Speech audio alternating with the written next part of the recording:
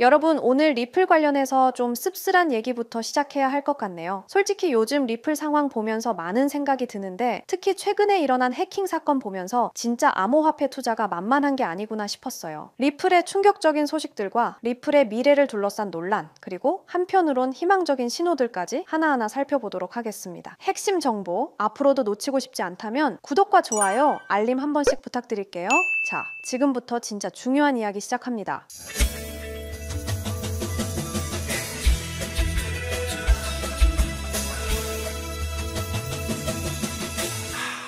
먼저 이 충격적인 사건부터 얘기해 볼게요. 미국의 브랜든 라로크라는 투자자가 8년간 모아온 리플 120만 개를 해커한테 탈취당했어요. 120만 개면 지금 시세로 300만 달러, 우리 돈으로 약 40억 정도 되는 어마어마한 돈입니다. 이분이 유튜브 영상을 통해서 자신의 사연을 공개했는데 정말 가슴 아픈 내용이었어요. 저는 모든 것을 제대로 했다고 생각했다고 하시면서 이제는 라스베이거스로 이사도 집을 사는 것도 불가능하다. 아내와 함께 은퇴했지만 다시 일터로 돌아가야 할 상황이라고 말씀하셨어요. 여러분, 은퇴한 분이에요. 편안한 노후를 보내려고 했던 분이 다시 일자리를 찾아야 한다니 정말 암담하죠. 그런데 어떻게 이런 일이 일어났을까요? 이분이 사용한 게 엘리팔 지갑이었는데 문제는 이게 인터넷과 연결된 상태, 즉 하설넷 상태였다는 거예요. 엘리팔 측에서는 시드 구문이 앱에 입력되어 있었기 때문이라고 밝혔어요. 시드 구문이 뭐냐면 쉽게 말해서 여러분 지갑의 마스터 키예요. 이게 온라인에 노출되면 해커가 언제든 접근할 수 있는 거죠. 사실상 보안이 완전히 취약한 상태였던 거예요. 더 절망적인 건 뭐냐면 탈취된 리플이 이미 동남아 시장으로 세탁됐다는 거예요. 불법 자금 거래로 알려진 곳으로 돈이 빠져나갔다는 거죠. 블록체인 조사관 제객스비티라는 전문가가 이 사건을 분석했는데 그가 내린 결론이 참 씁쓸해요. 피해자가 리플을 되찾을 가능성이 매우 낮다고 했어요. 왜냐면 미국에서 암호화폐 탈취 사건 피해자들이 사법당국의 도움을 받기가 쉽지 않기 때문이래요. 그리고 이 전문가가 중요한 조언을 했습니다. 피해를 입은 즉시 유능한 민간 전문가를 찾아야 한다면서 사기성 복구 업체를 피해야 한다고 덧붙였어요. 이미 피해본 사람들한테 또 사기치는 나쁜 놈들이 많다는 거죠. 이 해킹 사건이 일어난 직후 글로벌 금융 전략가 버산 알자라가 리플 보유자들에게 자산 보호 경고를 내렸어요. 그가 뭐라고 했냐면 리플을 지키지 않는다면 당신의 미래를 남의 손에 맡기는 것과 같다고 했어요. 진짜 직설적이죠? 근데 맞는 말이에요. 특히 10월 초에 1900만 달러 규모, 우리 돈으로 약 250억 정도 되는 대규모 청산 사태가 발생했다고 하는데 이런 상황에서 자산 통제권을 지키는 것이 생존의 문제라고 강조했어요. 알자라가 제시한 유일한 해법은 셀프 커스터디예요. 셀프 커스터디가 뭐냐면 내 코인을 내가 직접 관리한다는 거예요. 거래소나 제3자한테 맡기지 않고요. 이분이 어떻게 하고 있냐면 본인은 콜드 월렛을 8개나 사용한다고 합니다. 왜 이렇게 많이 쓰냐고요? 보안을 다층적으로 강화하기 위해서래요. 한 곳에 다 넣어두면 위험하니까 분산 보관하는 거죠. 콜드 월렛의 장점이 뭐냐면 개인이 프라이빗 키를 직접 소유해서 완전한 자산 통제권을 확보할 수 있다는 거예요. 그리고 온라인 해킹 위험에서 벗어날 수 있고요. 반대로 거래소나 커스터디얼 월렛의 자산을 보관하면 어떻게 되냐? 프라이빗 키를 제3자가 소유하게 돼요. 이건 실질적으로 자산의 통제권을 잃는 거라고 알자라는 지적했어요. Not your keys, not your coins 라는 말 들어보셨죠? 네 키가 아니면 네 코인도 아니다. 이 말이 왜 나왔는지 이제 아시겠죠? 자, 리플 가격 보면 진짜 재미없죠? 2.3달러대에서 꿈쩍도 안 해요. 근데 이게 알고 보면 일부러 그런 거라는 분석이 나왔어요. 맥스 에이블이라는 분석가가 재밌는 말을 했어요. 이거 버그 아니고 기능이다 이랬어요. 프로그래머들이 쓰는 농담인데 쉽게 말하면 일부러 이렇게 만든 거다라는 뜻이에요. 왜 일부러 재미없게 만들었냐고요? 리플이 원래 누구 쓰라고 만든 건지 생각해보세요. 은행이에요. 은행. 근데 은행이 도지코인 같은 거 쓸 수 있겠어요? 어제는 100원이었는데 오늘은 50원이네요. 이러면 은행 망하죠. 그래서 리플은 태생부터 좀 지루하게 만들어진 거예요. 우리 같은 개인 투자자들은 아 빨리 좀 올라라 이러는데 금융기관들은 아 다행이다 안정적이네 이러고 있는 거죠. 근데 여기서 희망적인 얘기가 뭐냐면 2017년에도 똑같았대요. 지금처럼 재미없게 옆으로만 가다가 어느 날 갑자기 붐 하고 사상 최고가 찍었다는 거예요. 에이브리가 또 뭐라고 했냐면 리플은 남들이 광란에 파티할 때는 구석에서 조용히 있다가 파티 끝나고 다 지쳐서 집에 갈 때 혼자 춤추기 시작한대요. 좀 이상한 놈이죠? 근데 그게 리플만의 패턴이래요. 지금 2.58달러랑 2.82달러가 중요한 관문이에요. 여기만 뚫으면 아 드디어 시작이구나 할 수 있는 거죠. 지금 재미없어 보이는 이 시간이 사실은 스프링 압축하는 시간일 수도 있다는 거예요. 언젠가는 튀어오르겠죠? 이제 좀 희망적인 얘기를 해볼게요. 리플 쪽에 드디어 희망적인 시그널이 떴습니다. 10월 17일 하루 만에 결제 거래량이 2배 넘게 폭증했어요. 무려 13억 3천만 리플. 이건 이달 최고 수준입니다. 이 이게 왜 중요하냐면 과거에도 거래량 급증 이후에 리플 가격이 반등했던 적이 많아요. 이번에도 비슷한 흐름이 나오고 있는 거죠. 기술적으로도 단기 바닥 시그널이 나왔어요. RSI는 35에서 37 사이에서 평탄화, 하락 거래량은 줄고 있고 가격 캔들 범위도 확 좁아지고 있습니다. 만약 2.6에서 2.7달러 구간을 돌파하면 3달러까지 반등 가능성도 있다는 분석이 나와 있어요. 또 하나, 이 거래량 급증이 국경 간 결제나 기관 투자자 움직임일 가능성도 높아요. 보통 이들은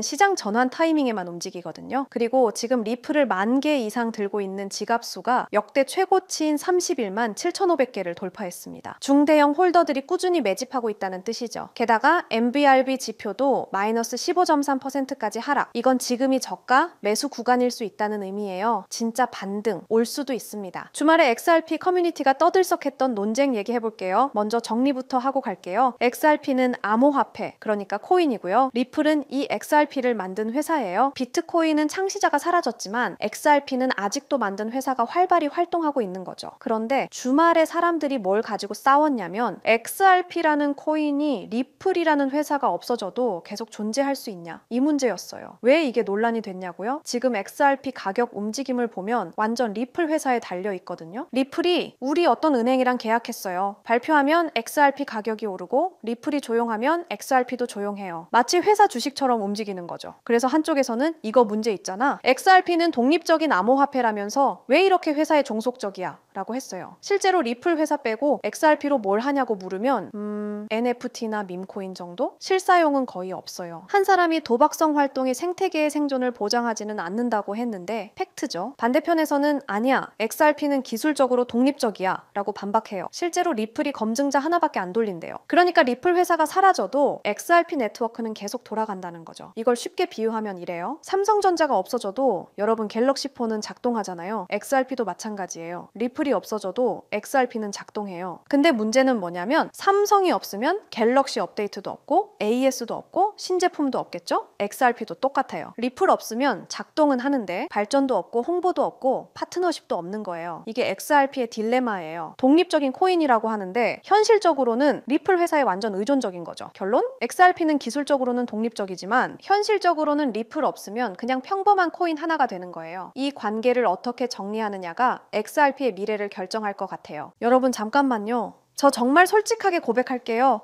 2022년 봄날 저는 인생에서 가장 바보 같은 실수를 했습니다. 투자에서 가장 중요한 게 뭘까요? 분석 실력? 자금력? 운? 틀렸습니다. 바로 타이밍입니다. 아무리 좋은 코인이라도 타이밍을 놓치면 의미가 없어요. 아무리 확실한 정보라도 늦으면 이미 늦은 거거든요. 제가 왜 이렇게 확신하는지 아세요? 저도 그 쓴맛을 봤거든요. 당시 제 업비트 계좌에는 2억이 넘는 돈이 있었어요. 5년간 악착같이 모은 전 재산이었죠. 그런데 단 하루 만에 그 돈의 80%가 사라졌습니다. 테라루나, 이런 일이 나한테 일어날 리 없어 라고 생각했는데 현실이었어요. 왜 하필 그 타이밍에 매수했을까?